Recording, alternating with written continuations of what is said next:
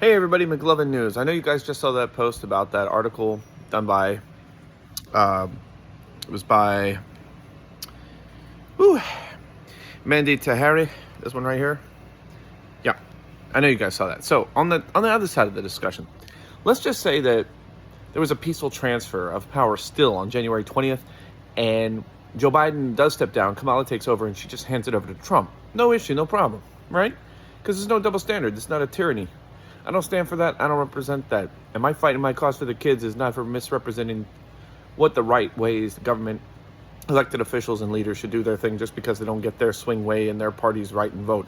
Democrats lost fair and square. They pandered to the wrong side.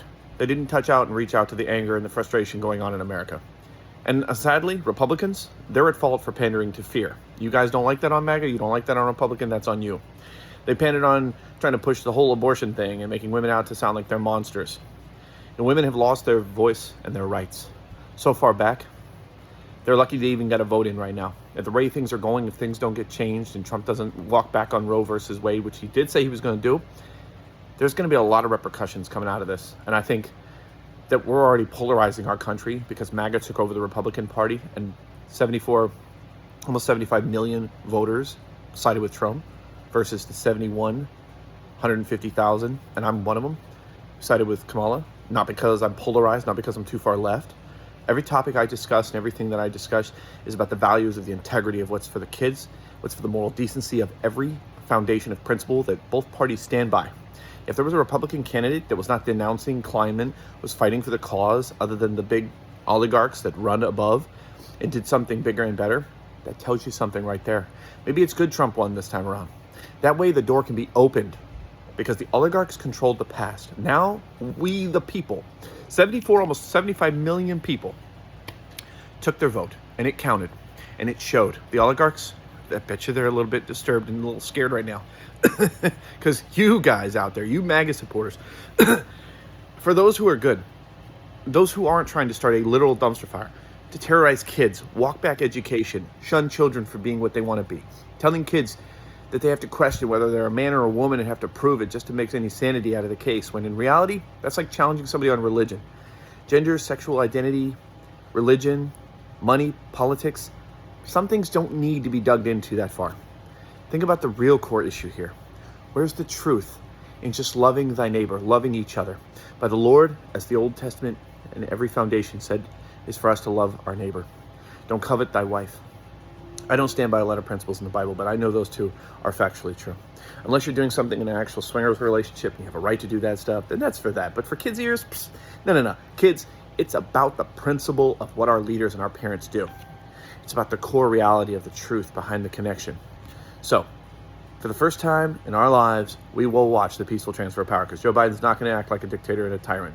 He didn't survive 3 brain aneurysms to just throw his whole entire political campaign and every foundation of what the integrity is and what he did when he stepped down when he did.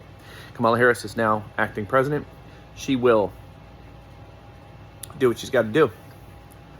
And even if Joe Biden does step down in 30 days, Kamala Harris is still going to hand that over to Donald Trump. And what we're going to do as Americans when January 20th comes, there's no celebrating just yet. We're going to welcome Trump. We're going to welcome in hope that he's going to bring better rhetoric than he did in the past because he did not deliver. And you young guys that don't know your history, look back at monologues and history logs of what happened in Donald Trump's presidency. Look back at everything. Go ahead, do your research. I encourage it. I don't need to show a full playthrough montage of what happened during 2016 through 2020. It wasn't good. That's all I can say. And Donald Trump did not answer enough for the crimes that happened during the gun violence, the shootings, the pandemic. It was a mess. But every president has always picked up the mess from the others.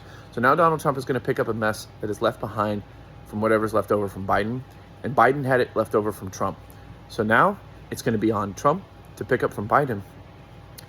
And apart from that, on the bigger message here, something I haven't really discussed, remember this.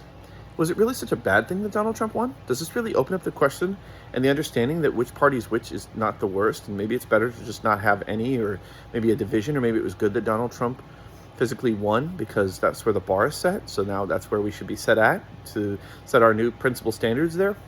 And another question I also had in my mind, maybe they wanted Trump to win. Maybe Trump himself didn't want to win, but he ended up winning because when you look at him when he won that election, when they called it, he was actually kind of surprised. I actually wasn't, because I knew more Americans in this country would not be ready for a woman. And that's just a fact. But they really were more so upset and angry about the fact that they weren't being answered to by the Democrats. Their reasons and causes and issues and concerns were not being spoken about. And I understand that completely. I've seen enough already to prove that. That already happened in 2016 when Hillary Clinton failed that, in fact, and I voted for her. And you know what? She's crooked. They're all crooked. Even Donald Trump's crooked. He's probably the most crooked, but he's the truest donkey that he'll always be, just from his pride of announcing that he made a statement, and this is not a lie.